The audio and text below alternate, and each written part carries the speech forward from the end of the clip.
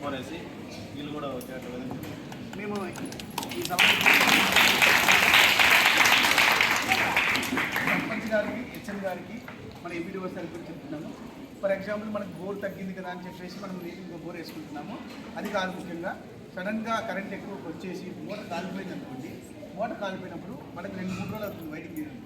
So అలా కాకుండా ఇంకొక స్పేర్ మోటార్ పెట్టుకునేసి మీరు కంపల్సరీ ఈ స్కూల్ పర్పస్కి ఇక్కడ మోటార్ పెట్టేసి అది విలేజ్లో వాడుకుంటున్నారు.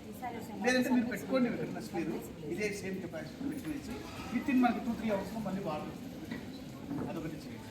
ఎందుకంటే మనకు కంపల్సరీ స్పేర్ మోటార్ కింద పెట్టుకున్నాం అనుకో మనకు 2-3 అవర్స్లో మనం రీప్లేస్ చేసి 1 డేలో మళ్ళీ మోటార్ రివేడింగ్ పోయి ఇవన్నీ వచ్చేసరికి లేట్ అవుతుంది. ఇప్పుడు 1 గంట వదులుతుంటే మళ్ళీ 1 గంట 2 గంటలు నిలబడుతుంది. అదే ఇప్పుడు మోటార్ కాలిపోయింది అనుకోండి, ఒక స్పేర్ మోటార్ ఓన్లీ హాస్టల్ పర్పస్కే పెట్టుకోవాలి. అప్పుడైతే మనకి పిల్లలకి వాటర్ లేదు. ఎందుకంటే మనకి 24% వాటర్ కావాల్సి వస్తుంది. అందులో జనాభా ఎక్కువ.